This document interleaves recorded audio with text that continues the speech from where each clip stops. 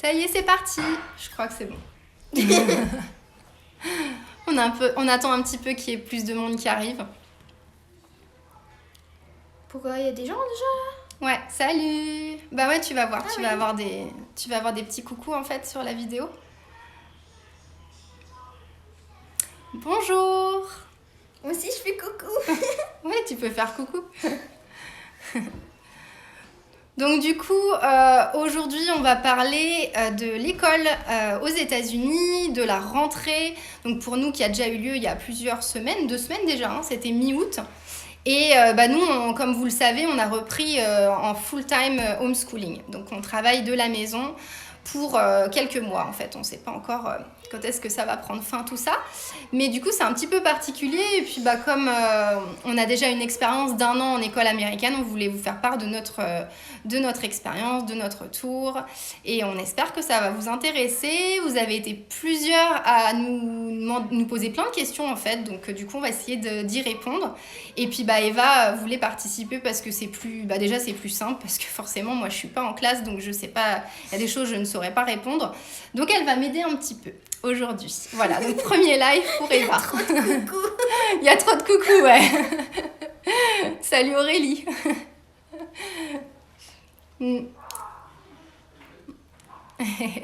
Celui-là, je le loupe pas. Ouais, désolée, je sais qu'il y en a aussi, ça les arrange pas, 21h pour la France, mais nous, le dimanche, en fait, c'est beaucoup les appels à la famille. Donc, du coup, c'est vrai que si on le fait à 19h pour vous, ça fait 10h pour nous. On a 9h décalage horaire avec la France. Et du coup, c'est vrai que c'est pas trop pratique de notre côté. Donc, voilà, désolée pour ceux qui vont le louper en live. Mais je ferai comme la dernière fois, je le mettrai sur notre chaîne YouTube. Comme ça, vous pourrez le revoir en replay. Coucou depuis Chicago, salut.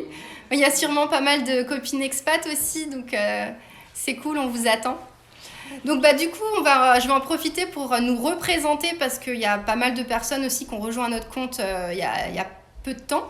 Et du coup, je vous représente un petit peu notre petite famille. Donc nous, on est 4, donc il y a Max, mon mari, moi, Virginie, Eva qui a 11 ans et la petite Louise qui a 6 ans.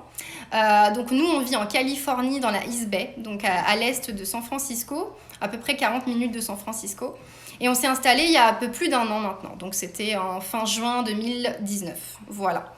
Donc les filles ont intégré une école américaine publique en août de l'année dernière. Et du coup, elles ont passé à peu près les 3/4 de l'année, un peu plus de la moitié de l'année donc en école et puis à l'école directement. Et puis ensuite, à partir du mois de mars, on était, comme vous tous avec le virus, en fait, on était en homeschooling. Donc voilà pour la petite présentation. Coucou à tous. On essaie de vous lire en même temps, c'est pas évident. Salut Stéphanie, donc on a aussi des expats de Floride. Donc Stéphanie que vous connaissez sûrement, Smajita. Il y a Papy aussi. Coucou Papy. Donc, du coup on va commencer. On a essayé de répertorier toutes vos questions en essayant de garder un peu une chronologie. Et puis, du coup, si vous avez des questions, essayez de les garder pour la fin. Si jamais on n'y a pas répondu, on y répondra avec plaisir. Donc, Eva a un sourire. Ouais, un super beau sourire, je suis d'accord. Alors du coup, je vais commencer de manière un peu générale pour vous présenter les différences, surtout majeures, entre l'école aux États-Unis et l'école en France. Donc attention, je précise juste que je parle vraiment de notre expérience à nous. Aux États-Unis, en fait, l'école, c'est un peu différent en fait en fonction des États, en fonction des districts. Par exemple, dans un même État ou même au sein d'une même ville, il peut y avoir des districts différents. Donc un fonctionnement de l'école qui peut être différent en tout cas. Donc voilà, je parle vraiment de notre expérience. Après, il y a plein de comptes expats que vous pouvez rejoindre, auxquels je suis abonnée, vous pouvez regarder, où il y en a même plein d'autres que je ne connais peut-être pas. Et du coup, vous pouvez rejoindre pour avoir plus d'infos. N'hésitez pas, je vous ferai une petite liste à la fin des comptes que j'aime bien suivre. Et donc voilà, ça va parler de notre expérience. Donc première question, du coup, c'était quelles sont les équivalences entre les classes françaises et les classes américaines. Donc c'est à peu près similaire en fait au système français. Il faut savoir juste que l'école élémentaire en fait aux États-Unis, elle commence au niveau de la grande section. Donc on appelle ça le kindergarten ici aux États-Unis. Donc c'est l'équivalent de la grande section et jusqu'un 5th grade. Donc 5th grade, c'est l'équivalent du CM2. Après, au niveau du collège, Eva vient de commencer le collège, et donc c'est la 6th grade, donc c'est l'équivalent de la 6e, et ça va jusqu'en 8th grade. Et après, donc ça c'est la middle school en fait. L'équivalent du collège, c'est la middle school. Et après, vous avez la high school, donc qui est le lycée. Et donc là, c'est si je ne me trompe pas, de 9e jusqu'à 12e. Voilà, 12th grade. Voilà. Donc ça, c'est pour l'école. Eva est en 6th grade et Louise est en... Coucou. Et Louise est en... Elle est en quoi? First grade, j'ai perdu. Donc l'équivalent du CP. Voilà pour les classes. Ensuite, est-ce que vous m'avez demandé s'il y avait des différences majeures entre le système scolaire américain et le système scolaire français? Il y a pas mal de choses qu'on va retrouver et voilà, on n'a pas été trop dépaysés sur certaines choses, mais il y a aussi quand même beaucoup de différences. Donc je les ai notées pour pas les oublier. Par exemple, l'école, elle commence à 5 ans. L'école obligatoire commence à 5 ans ici, donc en kindergarten. Et il faut avoir 5 ans révolus au 1er septembre. Donc voilà. On a eu de la chance parce que Louise, elle avait... c'est clair, on a eu de la chance parce que quand on est arrivé, Louise, elle avait eu 5 ans en avril, donc c'était tout bon pour commencer en août. Voilà. Ensuite, les journées sont plus courtes aux États-Unis. Les journées d'école sont plus courtes. En moyenne, les enfants, ils commencent vers 8 heures. Je parle pour l'élémentaire, principalement, parce que c'est ce qu'on connaît le mieux. Ils commencent vers 8 heures et ils finissent vers 14h30. Voilà, donc ça fait vraiment des petites journées, mais il faut savoir qu'ils ont un temps de repas très très court. Ils ont en moyenne une demi-heure en fait pour manger le midi, donc il y a très peu de pauses par rapport à la France. Et du coup, ça fait quand même des journées qui sont courtes, mais qui sont très denses en fait. Donc les premiers temps, les filles, elles étaient assez fatiguées. Ça a été dur de se mettre dans le bain, quoi. Et pour les petits... Bah oui, se mettre dans le bain, prendre le rythme, quoi. Et donc du coup, pour les petits par contre en kindergarten, Louise elle finissait à 12h15. Voilà, elle commençait vers 8h, elle finissait à 12h15. Donc en homeschooling c'est un peu différent là, donc on est à la maison, ils ont un peu allégé le programme, ils commencent à 9h et ils finissent à peu près à 14h30. Et on a un peu plus de temps pour manger, on a à peu près 1 heure pour manger. Voilà, donc c'est un peu plus léger, mais ça reste quand même pas mal de temps de classe quand même. Oui, c'est hyper tôt, ouais. Et puis même middle school, en fait, le collège, je crois même qu'il commence à 7h30 normalement le matin. Donc ouais, les Américains se lèvent très tôt. Donc du coup, je pense que ça joue aussi. Et ils mangent aussi très tôt le soir, donc à 18h, 17h30, 18h, ils sont à table. Donc du coup, J'ai jamais compris ça. Non, je sais pas si on s'y fera un jour, honnêtement. Mais du coup, voilà, le rythme scolaire aussi, forcément, est lié aussi au rythme de vie des Américains, en fait. Voilà, donc qu'est-ce qu'il y a de différent? On a moins de vacances aussi aux États-Unis. Pour vous donner un petit peu un ordre d'idée, ça dépend des États, ça dépend des écoles. Mais nous, en tout cas, pour notre école, par exemple, l'école commence mi-août et elle termine fin mai, début juin. On n'a pas on n'a pas de vacances à la Toussaint du tout. Donc les premières vacances qu'on a, c'est à Thanksgiving. On a quelques jours pour Thanksgiving en novembre.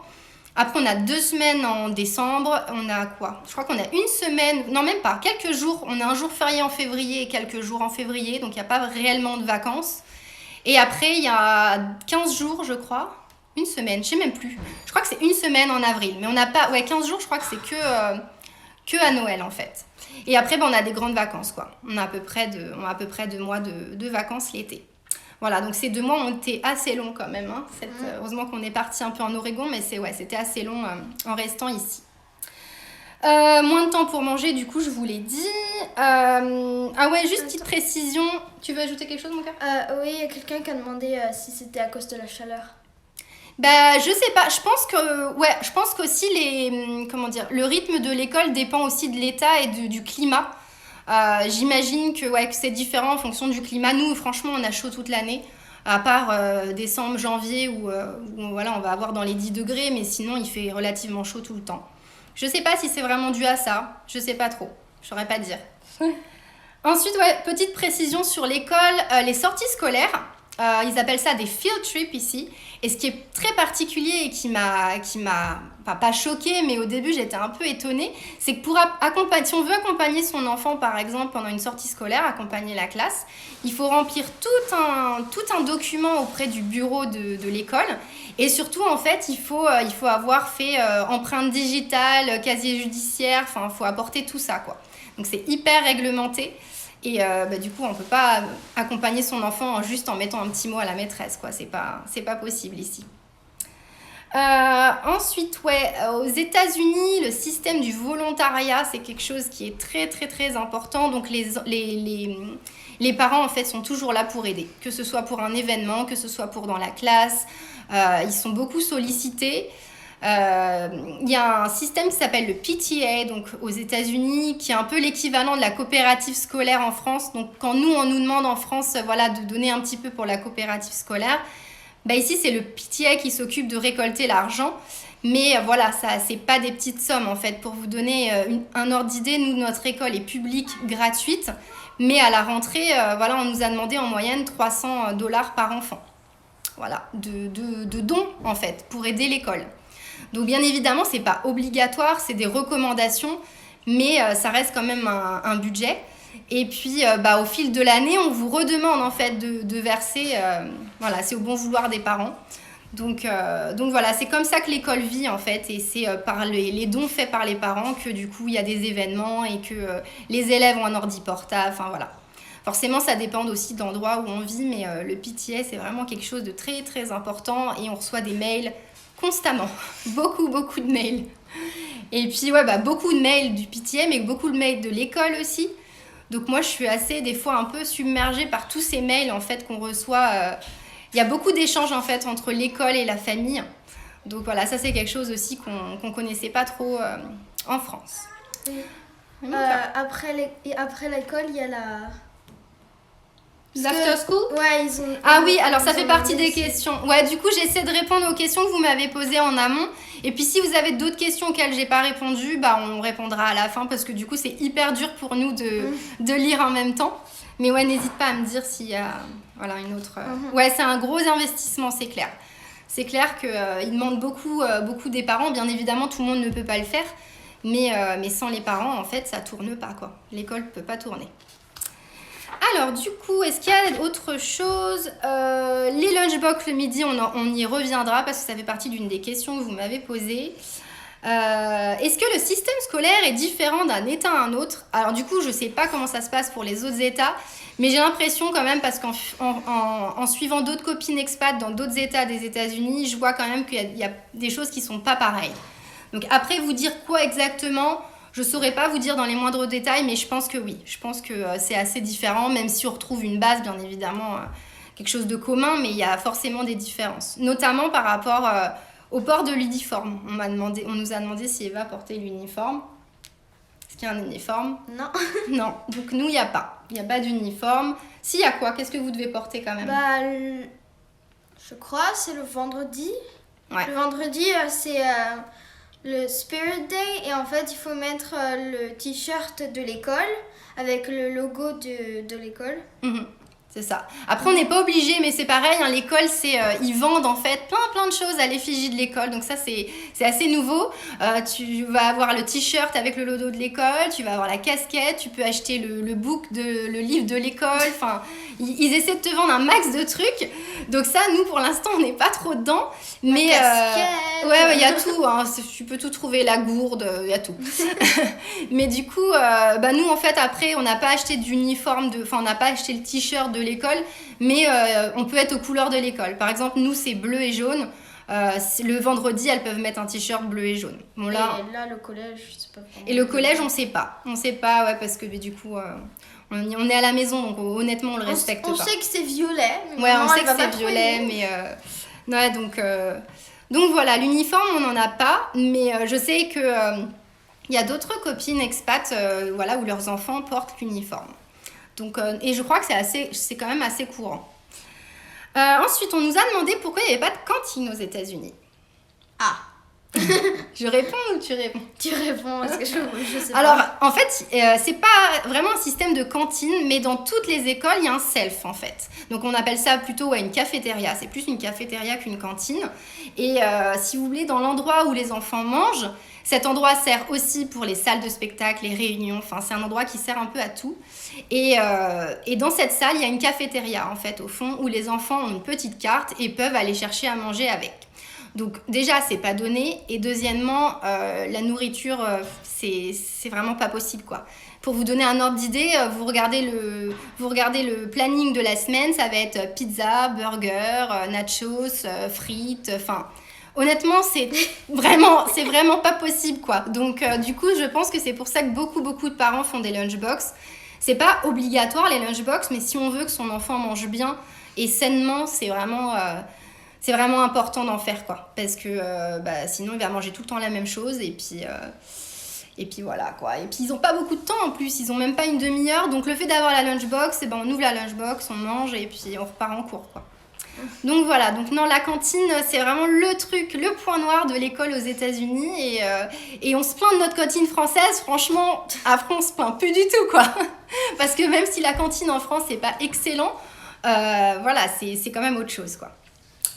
Alors, attends. Oui, mon cœur. Je réponds à une question. Oui, il y a bien une mascotte au collège et c'est le griffon au collège. Ah, pour ton collège. Et pour l'élémentaire? Et pour l'élémentaire, c'est les Vikings. Ouais, nous c'était les Vikings. Enfin, c'est pour Louise les Vikings, la mascotte, et pour Eva, c'est les Griffons cette année. Voilà. Question pour Eva. Portes-tu l'uniforme? On y a répondu. Quelles sont les matières que tu as en 6th grade et comment ça fonctionne en middle school? Les matières en 6th grade. Il y a les maths, il y a la science, il y a l'histoire, il y a aussi rotation. Et rotation, c'est tu fais plusieurs trucs dans l'année. Donc, par exemple, le premier trimestre, tu vas faire de l'art. Après, le deuxième trimestre, tu vas faire, de la technologie. Et là, je sais pas, ça s'appelle enrichment, là, ce que je suis en train de faire. Et je sais pas vraiment ce que c'est, mais... c'est assez nouveau, en fait. Ouais. En fait, c'est une option. Non, c'est pas une option, t'es obligé de le prendre. Ouais, je pense que... Ouais, parce qu'au début, elle avait Non, c'est une option. Parce qu'il y a soit rotation, soit tu peux faire un instrument de musique, soit tu peux faire... ouais, mais t'es quand même obligé de prendre ce truc en plus. Après, t'as le choix, tu choisis ce que tu préfères, mais c'est quand même une matière que tu dois prendre en plus. Ouais. Et il y a ça, il y a aussi la technologie. Alors, explique technologie parce que c'est pas comme nous en France, en fait. Ce qu'on pense technologie au collège, qu'on avait au collège, là, ça n'a rien à voir, en fait. Alors, explique ce que c'est. Tu veux que j'explique? C'est plutôt, je sais pas. C'est plus de l'informatique. Ouais. On leur apprend à coder, on leur apprend à utiliser un ordinateur, on leur apprend les nouvelles technologies. Là, on est en train d'apprendre à utiliser Gmail. Ouais, voilà, c'est vraiment un peu tout ça. Et puis là, avec le homeschooling, ils ont renforcé cette matière pour les aider vraiment à apprendre de ce côté-là parce que c'est essentiel, quoi. Donc voilà. Et après, c'est quoi la fin de la question? Non, attends, les matières. Donc, tu as fait maths, il y a anglais. Histoire. Alors, histoire géo, c'est ensemble. Ils appellent ça social studies, donc c'est ensemble. Et en fait, t'as une maîtresse. Il y a au moins chaque enfant a une maîtresse pour plusieurs cours, 2 ou 3 cours. Et ça s'appelle la core teacher. Ah d'accord, mais je savais pas, tu vois. Tu m'as appris quelque chose. Et du coup, attends, on est perdu là. Maths, anglais, sciences, histoire géo, donc social studies. T'as EPS aussi? PE. Alors, ils appellent ça PE ici, Physical Education, donc ça c'est le sport. Et c'est tout. Qu'est-ce que t'as d'autre? Après, t'as un cours d'aide aussi. Ouais. Le petit groupe. Il a dit, mais maintenant j'ai plus. Non, oui, mais t'as aussi le petit. Tu sais, le cours que t'as le mercredi. Qui est, advisory class. Ouais, voilà. Mais tout le monde l'a, celle-là. En fait, je sais pas si c'est spécial avec le homeschooling ou si aussi il y a ça habituellement, mais c'est plus pour travailler en petits groupes le mercredi. Vraiment, c'est plus spécialisé c'est une journée un peu plus courte que les autres journées. Et du coup, c'est spécialisé en fait pour aider les enfants, quoi. Pour faire des travaux de groupe. C'est ça. On a dit toutes les matières? Je crois. Alors, comment ça fonctionne? Ah oui, il faut juste expliquer que par exemple au collège, nous par exemple au collège, on a une classe particulière et puis on change de classe. Donc on change comment dire, toute la classe va en anglais, toute la classe va en français, toute la classe va en maths. Ah bon? Là, oui. Au collège, ça se passe comme ça en France. T'as les mêmes élèves? T'as les mêmes élèves, mais qui vont dans une classe différente, qui ont des profs différents. Alors que là, dans chaque classe, t'as des profs différents et t'as des élèves différents. Donc tu te retrouves avec plusieurs de tes amis. Par exemple, ouais, voilà, c'est ça. Elle est en maths avec une classe spécifique et elle est en anglais avec une autre classe spécifique. Et en fait, du coup, elle retrouve jamais les mêmes élèves, en fait. Donc, selon la matière, elle a des camarades différents. Et à ce que j'ai compris, c'est que ça change à chaque trimestre, ça. Donc, en fait, il y a vraiment un système de rotation. Et du coup, en fait, ça leur permet de connaître tous les élèves, en fait, de leur niveau. Donc, c'est pas plus mal. Ouais. Est-ce que tu as français comme matière? Bah, j'ai pas français, mais j'ai anglais. Oui, voilà. C'est la langue d'ici, comme voilà, nous on aurait français en France, bah ici ils ont anglais. Et on nous a demandé pour la seconde langue, et ça c'est super intéressant, c'est qu'en fait les enfants n'apprennent pas une seconde langue avant, je crois que, je sais pas si c'est lycée ou l'année prochaine. C'est l'année prochaine? Seconde langue? Ouais, je crois que c'est l'année En tout cas, jusqu'en 6th grade, ils n'ont pas de deuxième langue. Ils ont que l'anglais, ils n'ont rien d'autre. En élémentaire, ils apprennent pas non plus une seconde langue. Donc voilà. Ensuite, as-tu plusieurs professeurs? Oui. Bah oui, tu as plusieurs professeurs. Quelle est ta matière préférée? Alors, ma matière préférée, c'est les maths. Franchement, j'adore les maths. Je sais pas pourquoi. Parce que. Je sais pas pourquoi, parce que moi, j'ai jamais aimé. Moi, j'adore ça. Tu tiens de ton père, je crois. J'adore ça parce que tu fais des calculs. Enfin, j'aime bien. En plus, tu dois écrire. Enfin, c'est trop bien. Ouais, trop en plus, bien, t'as une super prof cette année. Ouais, c'est vrai. Ouais. Alors, est-ce qu'on a tout dit? Rotation. Ouais, ah oui, on vous montrera parce que du coup, pour son organisation, vous savez que je suis une fan de Trello. Et du coup, je lui avais préparé toute une organisation, tout un planning en fait avec son emploi du temps pour qu'elle gère ses différentes matières. Vive la team maths. Vive la team maths. J'en fais pas partie, hein. Mais du coup, j'avais préparé tout un emploi du temps et je vous montrerai ce que ça donne. Comme ça, vous verrez toutes les matières qu'elle a et comment ça change en fait. Parce que ça fonctionne aussi par période, mais c'est un peu compliqué de vous expliquer ça là. C'est pas vraiment par matière. Imaginons par exemple la période 1, c'est les maths. Elle va avoir la période 1 le lundi matin et jeudi matin. Voilà. Donc ça fait en fait entre 2 jours. Ouais, elle a le même planning en fait le lundi et le mardi, le même planning le jeudi et le vendredi. Voilà. Et le mercredi, c'est qu'une classe que j'ai qu'une seule fois par semaine. Ouais. Alors, peux-tu nous parler, Eva? C'est moi qui lis.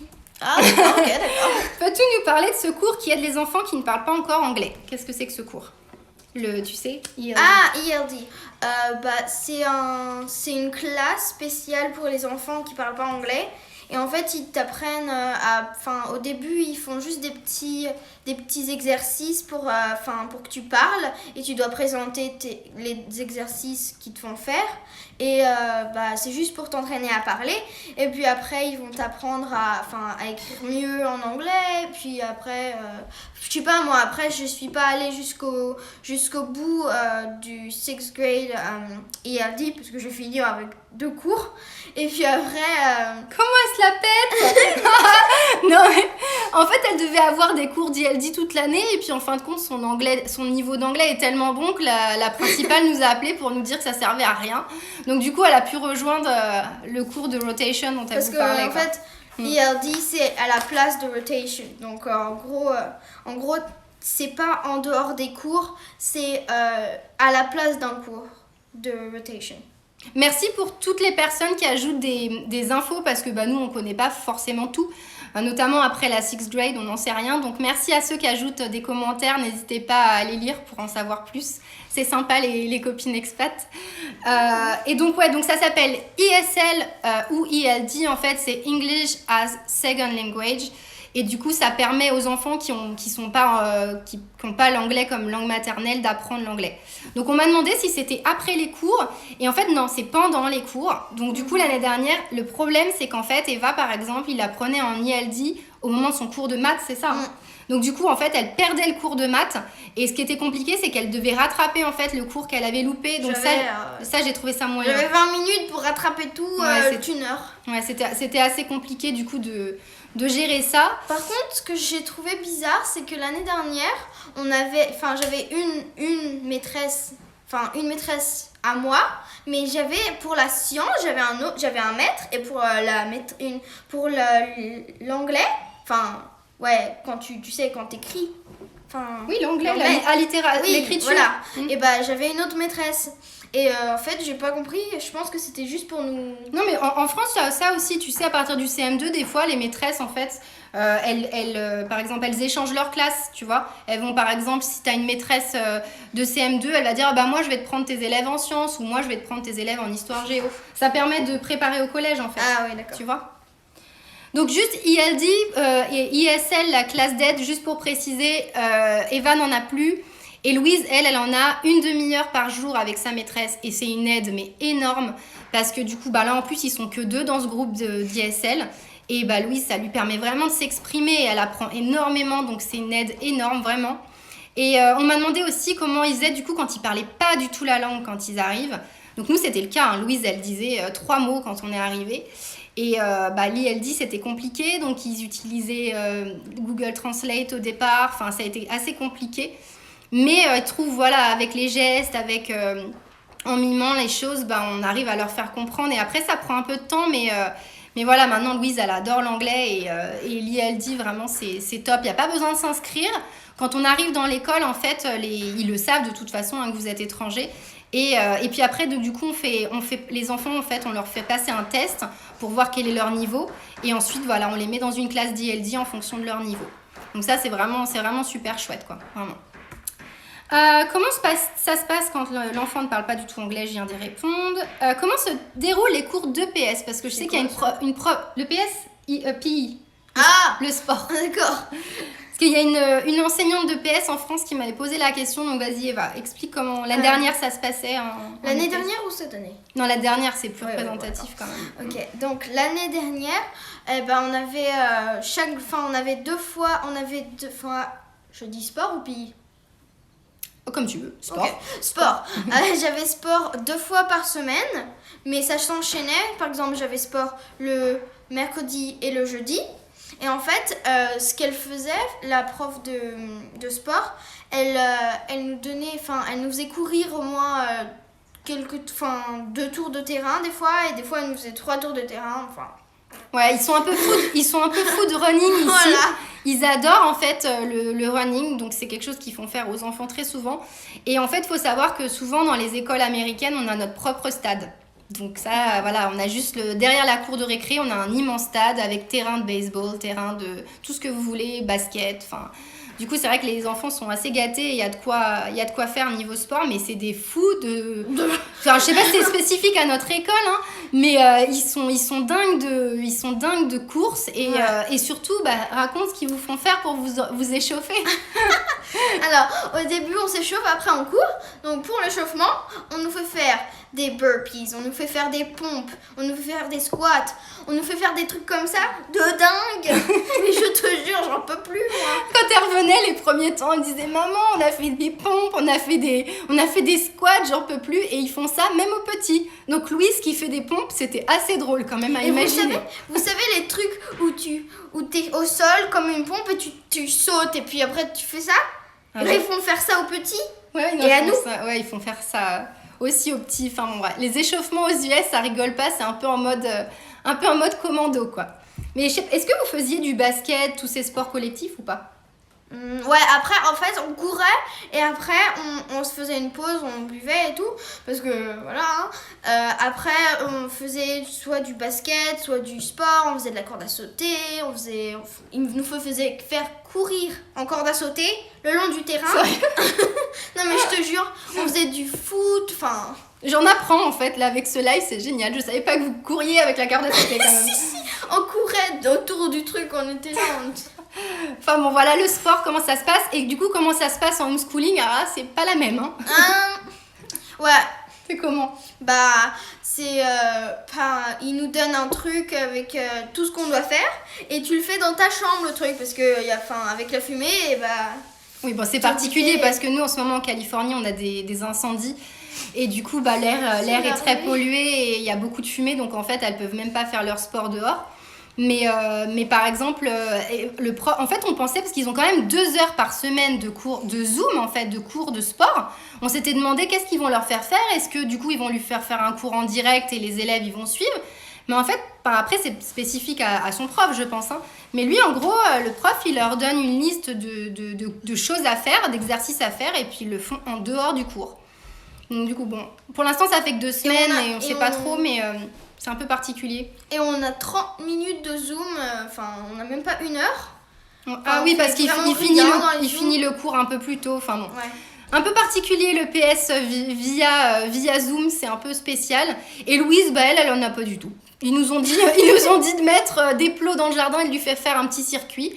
Bon, après nous, voilà, on fait du vélo souvent, on marche assez souvent aussi, on fait beaucoup de rando, donc bon, on s'inquiète pas trop pour ça. Attends, je veux juste répondre à une question. Vas-y, mon cœur.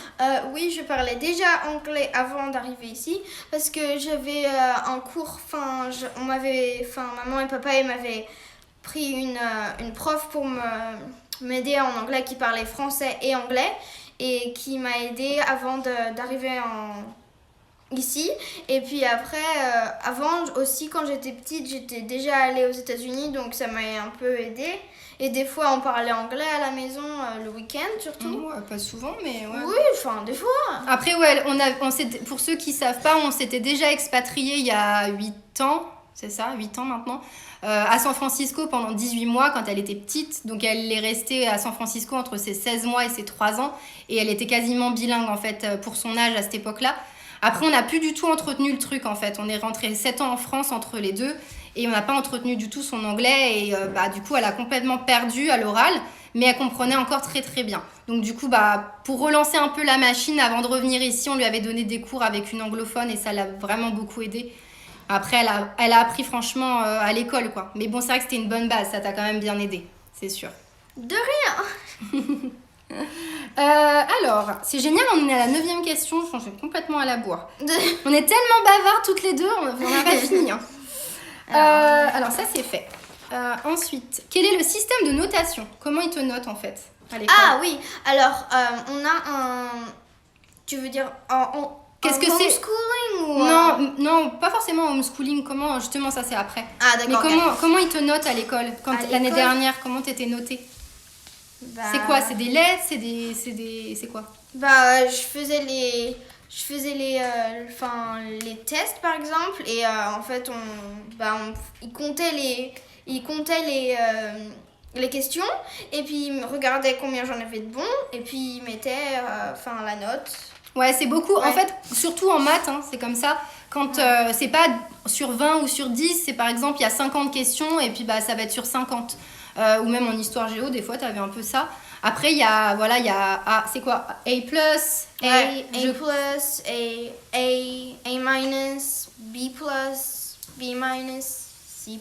voilà. Oui, pour répondre à la question, si on s'était déjà expatrié pour le travail de Max, ouais, c'était aussi pour son job. Voilà. Du coup, et aussi parce que vous adorez San Francisco. Oui, aussi parce qu'on adore San Francisco. Est-ce que ça change quelque chose en homeschooling pour ta notation? Non, pas vraiment. En fait, on a un Google Classroom, ça s'appelle. Il nous donne les trucs qu'on doit faire. On les fait sur l'ordinateur. Et après, on a un bouton. C'est Turn In. C'est pour rendre mon travail. Et puis en fait, après, il te note en fonction de ta réponse. Et puis après, il te le renvoie. Et puis après, tu sais, t'as un email qui te dit, voilà, t'as eu cette note-là. Et ce qui est pas mal, c'est que nous, du coup, en fait, à chaque fin de semaine, le vendredi, que ce soit sur la boîte mail de Max ou la mienne, on reçoit un récap, en fait, de tout le travail qu'elle a fourni et s'il manque, en fait, des devoirs. S'il y a des choses qui n'ont pas été rendues, il nous le spécifie. Donc ça, c'est pas mal aussi pour avoir un suivi parce que j'avoue que suivre les devoirs en homeschooling pour Eva, qui est sur l'ordi tout le temps, c'est assez compliqué, en fait. Donc, ça, c'est pas mal ce système quand même. Comment les profs vérifient-ils que ton travail a été fait? Donc, tu viens de l'expliquer. Pour Louise, nous, en fait, elle travaille sur des petits fichiers. Il n'y a pas beaucoup de choses qui sont faites en ligne, en fait. Elle a un petit cahier, en fait. Je vais vous montrer. Attends, t'as oublié une question, là? Ah ouais. Attends, je vous montrerai après. Donc voilà, ils ont un petit cahier comme ça, avec c'est un petit fichier, en fait, et chaque fiche est détachable. Et la maîtresse aussi prépare des fichiers tout prêts par jour. Donc ça, c'est super bien fait. On est tombé sur une super prof pour Louise qui est hyper organisée. Et du coup, en fait, elle nous prépare un petit paquet comme ça le vendredi qu'on va chercher devant la classe. Donc en fait, elle a mis 2 bacs devant sa classe, un bac de choses à prendre et un bac de choses à rendre. On rend le travail qui a été fait pour qu'elle le corrige et après on prend le nouveau travail. Donc là, vous voyez, day 1, on sait qu'on a à peu près 7 feuilles à faire lundi. Day 2, on a 7 feuilles à faire le mardi, etc. Donc ça, c'est très bien. L'organisation, elle est top. Donc voilà, pour Louis, c'est assez simple. Et on travaille. On habite à 3 minutes de l'école, donc du coup, ça nous fait notre petite sortie de la semaine. Donc ça, c'est chouette. Louise, elle est contente.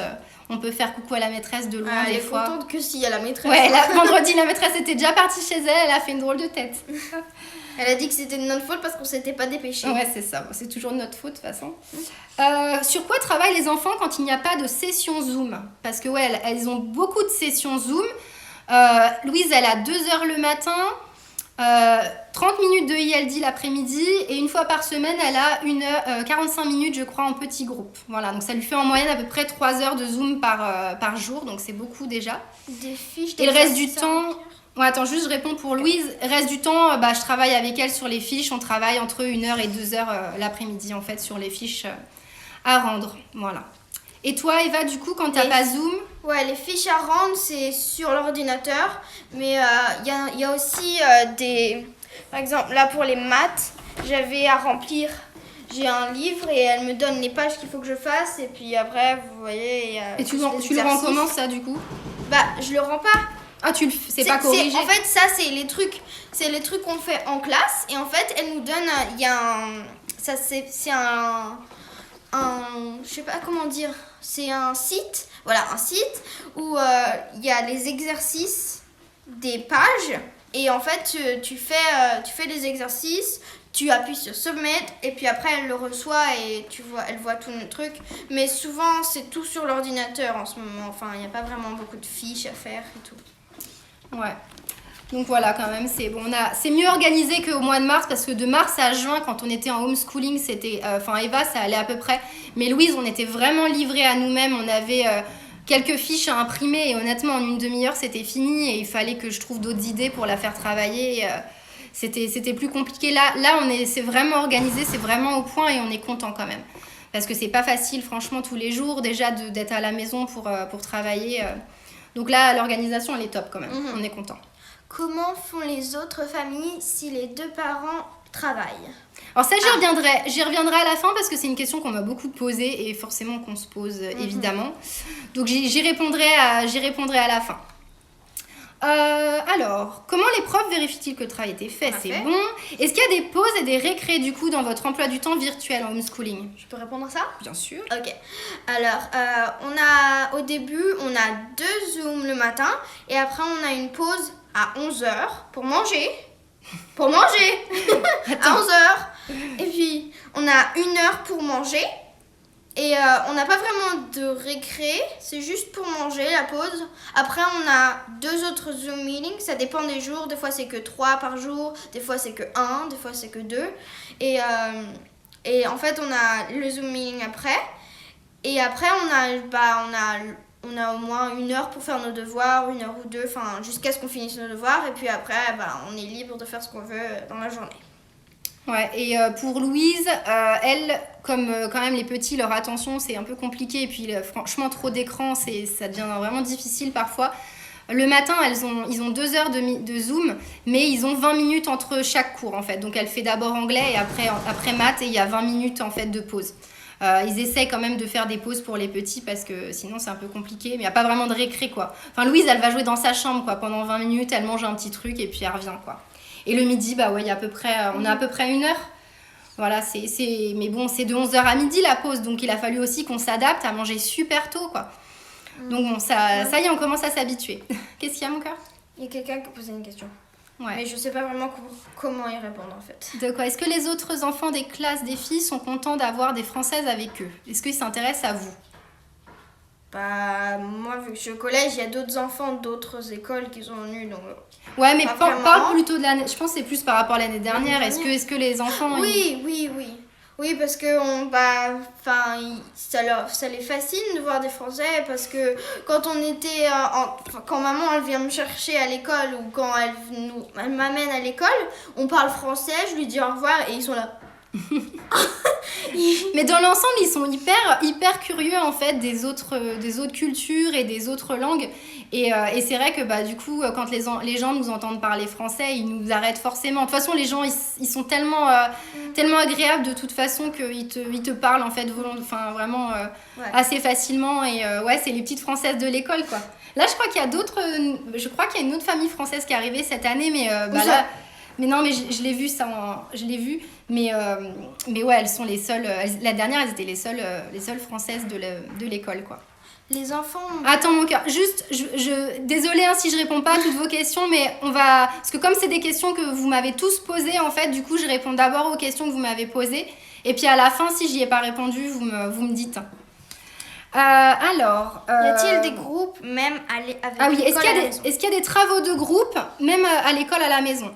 Alors, attends mon cœur, je précise que le travail de groupe, c'est vraiment quelque chose de très très important ici.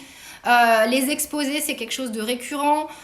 Ils mettent les enfants par petits groupes pour faire des projets de sciences, des projets sur plein de sujets différents. Et ça, c'est tous les mois. Donc l'année dernière, elle avait très souvent des projets, même des projets même individuels, mais les projets et les exposés, c'est quelque chose qu'ils adorent. Et ça, c'est trop bien parce que ça leur permet vraiment d'apprendre à parler devant un public et tout, à s'exprimer. Donc ça, c'est top.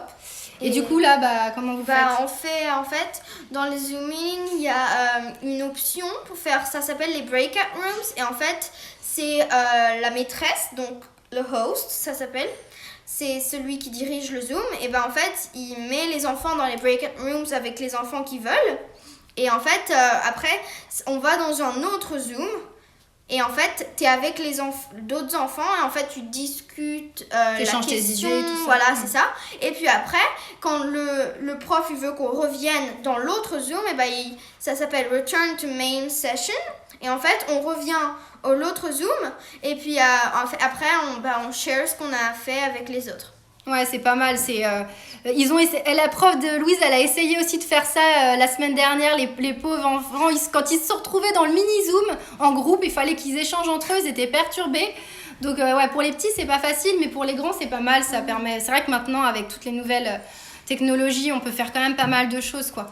Donc bon, on arrive quand même à travailler en groupe. C'est pas pareil, mais ils arrivent à échanger. Après l'école, est-ce que vous avez encore des devoirs ?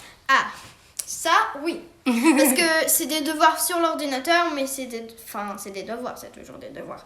Et ils nous donnent par exemple des vidéos à regarder. Après, on doit prendre un quiz. Enfin, il y a plein de trucs sur l'ordinateur, mais il n'y a pas souvent des trucs sur les livres, donc c'est beaucoup d'ordinateurs par jour. Après, je sais pas si c'est une impression, mais moi, là, ça fait que 2 semaines qu'on a repris. J'ai l'impression qu'il y a quand même moins de devoirs que l'année dernière. Je pense qu'ils sont plus... ils donnent quand même moins de choses aux enfants en ce moment. L'année dernière, les premiers mois, elle était sous l'eau, quoi. Franchement, mais c'est normal, ma maîtresse, elle donnait beaucoup de devoirs. Oui, c'est vrai qu'elle avait une maîtresse qui donnait beaucoup de devoirs, mais c'est ce qui t'a aidé aussi l'année dernière, quoi. L'année dernière, pour vous donner un ordre d'idée, quand elle a commencé, le premier mois, on passait en moyenne 3 heures par jour après l'école de devoirs. Donc c'était aussi, il fallait qu'elle comprenne les questions, elle n'était pas encore bilingue, donc c'était compliqué. Mais elle avait beaucoup de travail. Après, en moyenne, de manière générale, il n'y a pas vraiment de devoirs à la maison. C'est plus de la... Enfin, si, il y a des devoirs, mais pas vraiment beaucoup. Par exemple, pour les first grade, je crois que c'est 10 minutes de travail. Second grade, c'est 20 minutes. Et c'est comme ça, en fait. Third grade, c'est 30 minutes, je crois. Ouais, c'est ça. Donc, en fait, en fifth grade, elle n'était pas censée dépasser les 50 minutes de devoirs. Mais bon, c'est 3 heures. Bon, après, c'était mieux. Hein. Franchement, au fil de l'année, c'était quand même beaucoup mieux. Elle a pris son rythme. Mais par contre, ce qui est très... Alors, je sais pas, c'est spécifique à notre école, mais nous, les enfants, n'ont jamais de devoirs le week-end. Pas de devoirs le week-end. Souvent, le mercredi, t'en avais pas aussi. Ouais, souvent. Ouais, c'est le mardi soir, t'en avais pas. Ouais, j'en avais pas, c'est ça. Parce que mercredi, c'est une journée plus courte où les enfants peuvent quand même profiter de l'extérieur l'après-midi.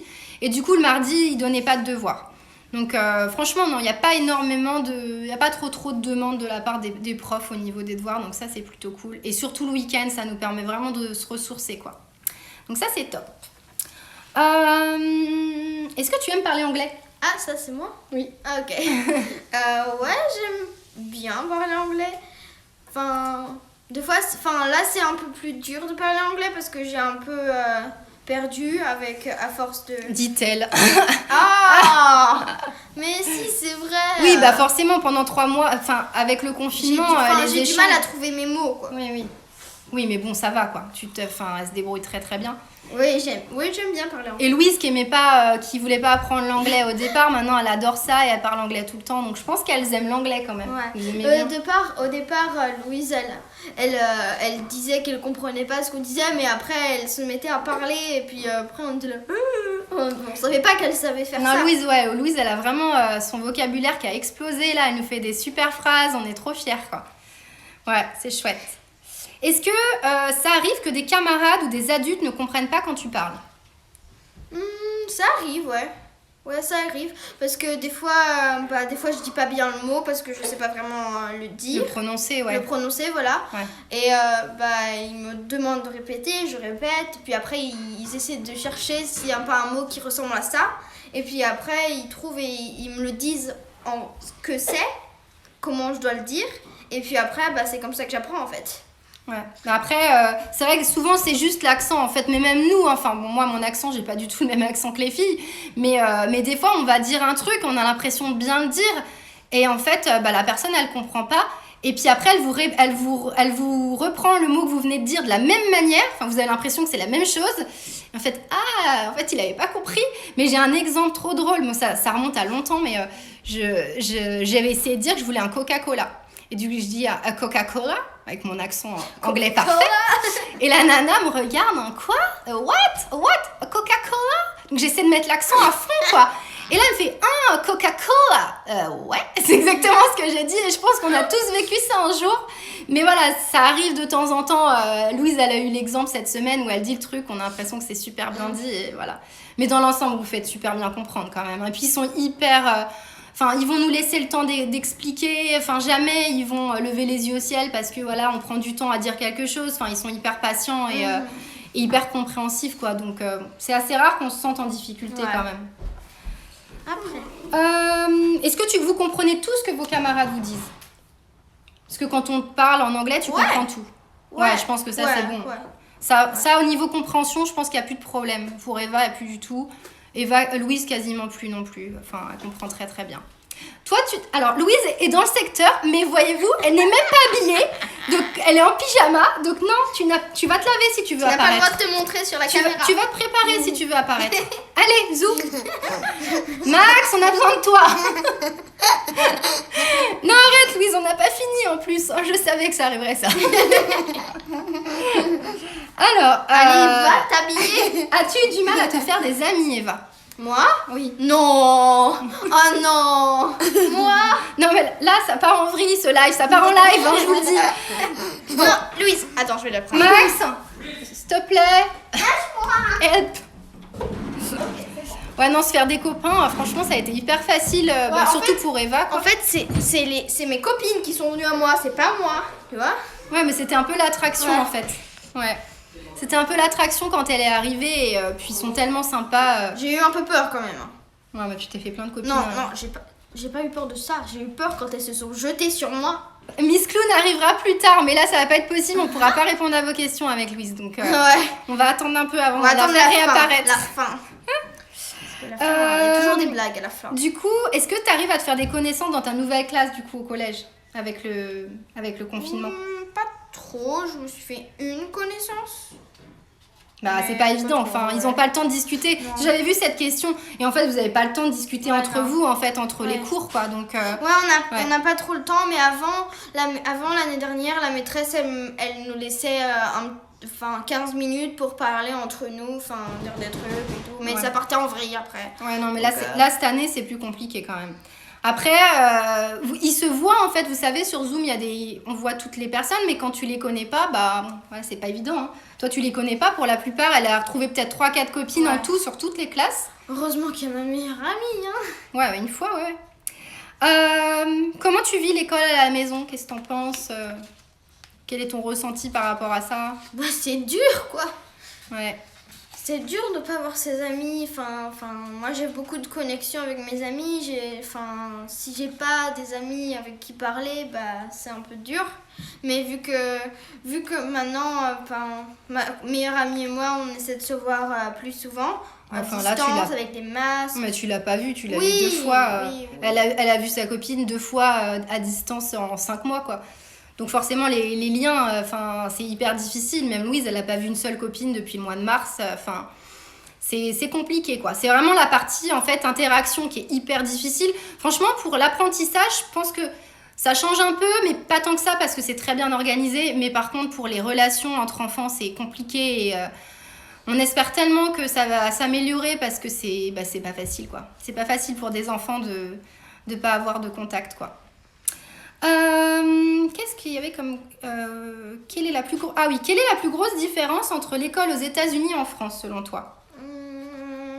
Plus grosse différence. Déjà, est-ce que tu préfères le système scolaire américain ou le système scolaire français? Non, anglais. Pourquoi? Américain. Pourquoi? Parce qu'ils font plus d'activités.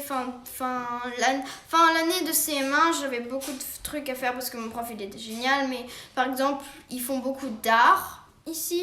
Ils font beaucoup de trucs dehors, d'activités dehors. En France aussi, on faisait du roller en France et tout. Mais là, en fait, il y a plein de... Par exemple, il y a un carnaval, il y a un truc pour Halloween. Il y a plein d'activités dehors. Il y a aussi... par exemple, il y a du théâtre que j'ai fait et ça m'a beaucoup plu. Ouais, en fait, ils sont... du coup, comme je vous en parlais au début, avec l'histoire là du PTA qui, du coup, les parents donnent beaucoup pour l'école. Forcément, ils ont les moyens pour mettre en place plein d'événements. Et en fait, ici, aux États-Unis, de manière générale, les fêtes, c'est vraiment hyper important. Donc, ils sautent sur l'occasion pour n'importe quelle fête. Et les maisons sont décorées pour Halloween, pour Noël, pour Pâques, par exemple, pour, je sais plus c'est quoi avec le trèfle vert, tu sais, le petit... Leprechaun's Day. Ouais, non, je sais plus comment ça s'appelle. Ouais, le truc irlandais, la fête irlandaise. Et du coup, ils font... les fêtes sont hyper importantes. Et à l'école, ils font plein de petites fêtes. Ils se déguisent. Du coup, les enfants, ils adorent, quoi, forcément. Donc, c'est sûr que c'est pas... Ça, c'est différent, quand même, de la France. Le carnaval, c'est une fête foraine. Oui, c'est ça. Il y a des boules, tu sais... Ouais. Vous savez, les boules de là où tu... Hamster, là, les boules. Ouais, les petits boules hamster. Ouais, voilà. Ouais, voilà, Saint Patrick's Day. Ouais, c'est ça. Merci, Saint Patrick's Day. Et du coup, vraiment les événements qu'il y a eu en classe, je pense que ça, c'est un truc que les filles, elles avaient les yeux comme ça. Quand elles sont arrivées ici, ils font des soirées où ils arrivent en pyjama à l'école, ou alors avec une coiffure n'importe comment, ou alors déguisés sur un thème précis. Il y a toujours quelque chose de fun à faire à l'école, quoi. Et c'est vraiment, ça a l'impression d'être une fête un peu tous les jours, quoi. Donc, voilà, c'est plus vivant. Plus vivant? Voilà, plus vivant. Ouais, c'est ça. Je dirais que c'est plus, peut-être plus vivant, c'est clair. Mais c'est quand même différent. C'est différent de la France. Après, il y a des choses moins bien aussi. Oui. Ouais. Chaque système a ses avantages et ses inconvénients. Par exemple, la cantine, on a 15 minutes, 15-20 minutes pour manger. En France, on avait beaucoup de temps de récré, même si j'adore travailler. Ouais. Alors, du coup, après, ça va être des questions plus pour moi. Comment je gère l'école à la maison et l'adaptation est-elle difficile? Donc, moi, j'ai été enseignante pendant plusieurs années en primaire quand on était en France. Il y a pas mal d'années déjà. Mais du coup, c'est quelque chose que j'adore. En fait, j'ai toujours aimé enseigner. J'ai toujours aimé les aider dans leur travail. Et du coup, moi, quand on a été en homeschooling à partir de mars, j'ai repris mon job, quoi, en fait. Donc, ça m'a vachement plu. Et puis, du coup, Louise, elle, c'est l'apprentissage de la lecture. J'ai jamais eu de CP, j'ai toujours eu que des CE1, CE2 et le CP, ça m'a toujours branché. J'ai toujours vraiment voulu faire cette classe et du coup, là, c'était un peu une aubaine pour moi. Et bon, en anglais, forcément, j'ai jamais appris à lire en anglais, mais c'était un bonheur de voir les progrès de Louise et c'est vrai que j'adore ça. Donc, du coup, j'ai quand même pas mal de méthodes, forcément, et c'est quelque chose qui me plaît. Donc, c'est vraiment un plus pour le homeschooling. C'est clair que je le sais que c'est une aide vraiment précieuse pour elle. Mais du coup, ce qui a été le plus difficile, en fait, c'était les premières semaines, ça a été dur parce que en fait, on a un grand bureau et on a essayé de les mettre toutes les deux ensemble. Moi, j'ai voulu faire ça en me disant, on va faire comme une petite école, on va les mettre ensemble. Et en fait, au bout de 2 jours, c'était l'enfer parce que du coup, Eva, elle doit écouter à longueur de journée quasiment. Et Louise doit chanter, danser devant l'écran, faire la Macarena. Enfin voilà. Donc c'était pas compatible quoi. Et au bout de 2 jours, j'essayais vraiment de me dire ça va marcher. Il faut que je les garde les unes toutes les deux ensemble dans la même pièce. Et un mercredi, j'ai pété un câble en me disant non, en fait, c'est ingérable. Eva peut pas avancer, elle peut pas être concentrée, Louise peut pas s'exprimer, moi je m'énerve, enfin bon bref, c'était un peu, il y a un mercredi ça a été vraiment compliqué et je me suis dit il faut vraiment que je trouve une autre solution. Vous êtes beaucoup à m'avoir dit oui, essaye de mettre un bureau dans leur chambre, mais en fait elles ont une chambre commune et leur chambre est pas très très grande et très sombre. Donc du coup je m'étais sorti ça de la tête en me disant bah non, je vais pas mettre un bureau dans la chambre, c'est trop sombre, faut qu'on la mette ailleurs. Plus Max qui travaille aussi de la maison, enfin il a fallu chercher. Et puis au final, j'ai sorti une petite table, j'ai mis une petite table dans sa chambre et puis elle est trop contente. Et ça marche vraiment bien comme ça, du coup elle est tranquille toute sa journée. Ouais, parce que quand on était dans le bureau, là-bas avec Louise, et elle avait pas d'écouteurs, du coup j'entendais tout et tout. Et elle me dit j'étais obligée de mettre le casque et après j'ai rattrapé des otites. Mais arrête, n'importe quoi. Non mais je commençais à avoir mal aux oreilles. Mais oui, c'est sûr, t'as mal aux oreilles à force avec le casque. Donc là au moins elles ont pas de casque et puis même au moins Louise elle est pas aussi frustrée de se dire je peux pas parler, je peux pas participer. Et là elle fait ce qu'elle veut. Moi j'ai mon ordinateur à côté de Louise, du coup je peux l'aider. Ça c'était un peu compliqué aussi au début parce que je m'étais dit elle a un Zoom avec sa maîtresse, je vais pouvoir faire tout ce que je veux, aller faire mon sport, aller faire mes tâches ménagères, mais en fait non. En fait elle est trop petite pour gérer toute seule l'ordinateur, elle a besoin d'aide continuellement, quand la maîtresse lui dit sortez ce fichier là, elle sait pas ce que c'est. Donc voilà, du coup j'assiste, je reste à côté, je fais mes petits trucs et puis quand elle a besoin de moi je l'aide et franchement on a trouvé vraiment notre rythme. Enfin, parce que franchement ça a été dur au début, je me suis dit qu'on n'y arriverait jamais, ça a été un peu déprimant. C'était en même temps, la même période où là on a les feux et tout, donc ça a été un peu une petite semaine un peu bad trip. Mais voilà, je pense qu'on commence à prendre notre rythme. En tout cas, le homeschooling se passe super bien pour l'instant. Et on espère retrouver quand même l'école en vrai parce que voilà. Mais si vous retournez cette année à l'école, ça va être une rentrée quoi. Parce qu'ils se connaissent pas les gamins en fin de compte. Elle connaît même pas son collège, elle sait pas à quoi ça ressemble à l'intérieur. Enfin, donc voilà. Je sais que la cour de PI, elle est immense. Elle est immense. Ouais, elle fait 2 fois le. Elle a hâte aussi, c'est qu'au collège ici, ils ont vous savez comme dans les séries américaines, des grands casiers en métal pour mettre les affaires, pour les ranger. Alors ça, elle a trop hâte quoi. J'avoue, franchement, ça fait trop série américaine. Ouais. Mais ouais, du coup, on sait pas trop. Donc ensuite, des réflexes de prof qui remontent à la surface. Vous m'avez demandé, ouais, forcément, je lui ai fait ces petites affiches à Louise avec comment on trace les lettres, les 100 premiers chiffres. Enfin voilà, je lui ai fait quelques petites affiches pour l'aider.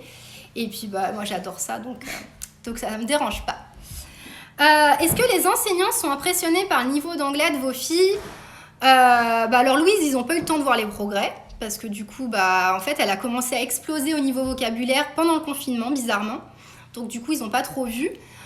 Et Eva, sa prof, elle voulait l'adopter. Tu te souviens ? Sa prof, elle était tellement... Eva, une grosse bosseuse. Et du coup, la maîtresse, elle était impressionnée du travail qu'elle fournissait, de son accent, de la façon dont elle évoluait. Et à chaque fois, je la voyais, elle me disait, mais je veux l'adopter et tout. Vous me la payez combien ? Vous me la prêtez. Ouais, vous l'êtes acheté. Non, mais ouais, mais c'était... Mais par contre... il nous reste 2 minutes. Il te reste... on vous reprendra juste après pour vos questions, parce que 2 minutes, clairement, j'aurais pas fini, donc je vous reprendrai après. On refera un autre live. On a bientôt terminé, mais juste pas de 1 minute 40, ça va pas le faire. Vu que l'école se termine tôt, est-ce qu'il y a un système de garderie comme en France ? Tu veux que je réponde ou tu réponds ? Ouais, je veux bien. Vas-y, alors, est-ce qu'il y a un système de garderie ? Oui, il y a un système de garderie, ça s'appelle After School. On parle de l'école normale, enfin pas pas de virus. Voilà. Et donc en gros, en fait, ils font plein d'activités, ils font du basket, ils vont jouer sur la balançoire, ils font dans le playground, et ils font même des activités créatives aussi, ils font leur goûter là-bas, ils fournissent un goûter, l'after school. Ah oui ? Ouais, ils fournissent un goûter. Ouais, avec des petits gâteaux et tout, et des fois c'est pas bon. Un burger. Un burger, voilà. Non, je plaisante, je sais pas du tout. Les filles n'ont jamais été en after school parce que j'étais là et que du coup je les récupérais.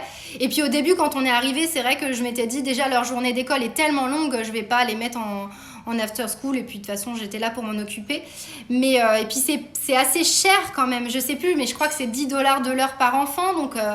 Ça chiffre vite quand ils finissent à 14h30 et que les parents peuvent pas les récupérer avant 17-18h, bah ça fait quand même un sacré budget encore, donc du coup bah non, elles y sont jamais allées. Mais il y a cette solution là, donc soit c'est un after school simple ou bah comme nous en France après l'école où il y a des gens qui s'en occupent en fait. Je sais pas s'ils les aident pour faire leurs devoirs. Franchement, je sais pas parce qu'elles n'y sont pas allées. Donc je pourrais pas vous dire. Mais par contre après il y a aussi un système d'after school où c'est des matières, enfin c'est pas des matières, c'est des activités en fait qu'on leur propose. Donc il reste plus que 4 secondes, je vous reprends tout de suite après.